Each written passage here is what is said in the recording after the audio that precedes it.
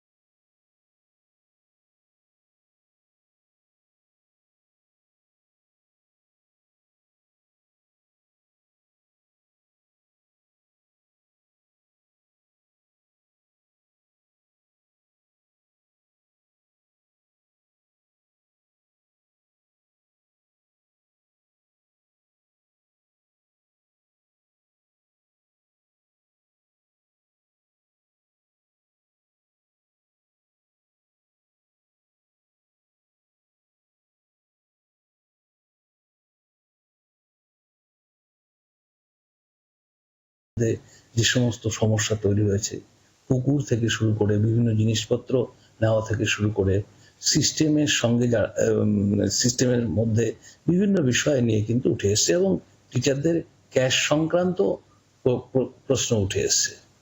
তো সমস্তটা আমি ব্যক্তিগতভাবে দেখেছি এবং রেজিস্ট্রার এবং এফওকে নির্দেশ দিয়েছি সেগুলো স্টেপ নেওয়ার জন্য, এবং পরপর সেগুলো আমাদের কিন্তু শুরু হয়ে গেছে।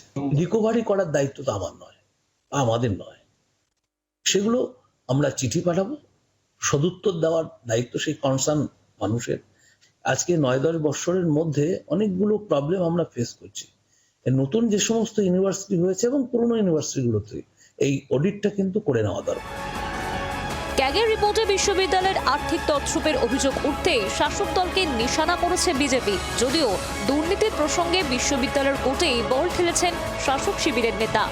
দেখুন, 15 সালের বিশ্ববিদ্যালয় তৎকালীন ভিসি অনিল ভুইমালি, কার দ্বারা নিযুক্ত? শিক্ষামন্ত্রী পার্থ চট্টোপাধ্যায়।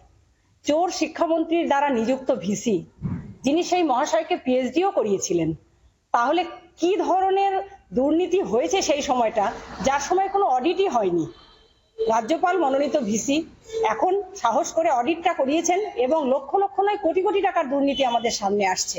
আশা করব সরকার এটার তো সততার সঙ্গে অন্তত এটার যা তদন্ত হওয়ার দরকার সেটা করা, এবং শিক্ষাঙ্গনে যে সুস্থ পরিবেশ, যে উদ্দেশ্যে এই অর্থ বরাদ্দ হয় সেই অর্থ সেই খাতে বরাদ্দ করবে।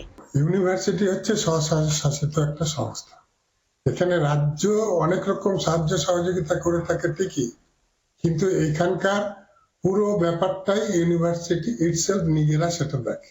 সেখানে যদি কেউ কোনো অন্যায় করে থাকে, সেখানে যদি কেউ কোনো চুরির সাথে যুক্ত হয়ে থাকে, তাহলে নিশ্চিতভাবে তাদের যে ক্যাগের আইন অনুযায়ী ক্যাগের রিপোর্ট দেখে যা ব্যবস্থা নেওয়া সেটা তারা নিতেই পারে।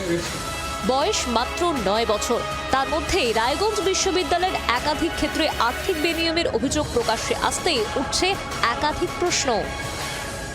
যা ক্যাগের তরফ থেকে যে সমস্ত প্রশ্নাবলী করা হয়েছে তা কিন্তু সত্যি ভয়ঙ্কর। সে ভিসির বাংলো বানানোর কাজ হোক, আর পুকুর পরিষ্কার অথবা বায়োমেট্রিক মেশিন হোক বা অন্যান্য কাজ, সব জায়গাতেই আর্থিক দুর্নীতির অভিযোগ উঠে এসেছে।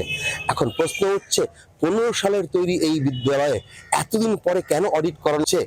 এই সমস্ত কিছুর তদন্ত করার পরে কি প্রকৃত যারা দোষী ব্যক্তি তারা কোনোরকম ভাবে সাজা পাবেন? জি 24 ঘন্টার জন্য ভবানন্দ সিংহ, উত্তর দিনাজপুর। বাংলার আওয়াজ, বাঙালির আবেগ, জি 24 ঘন্টা।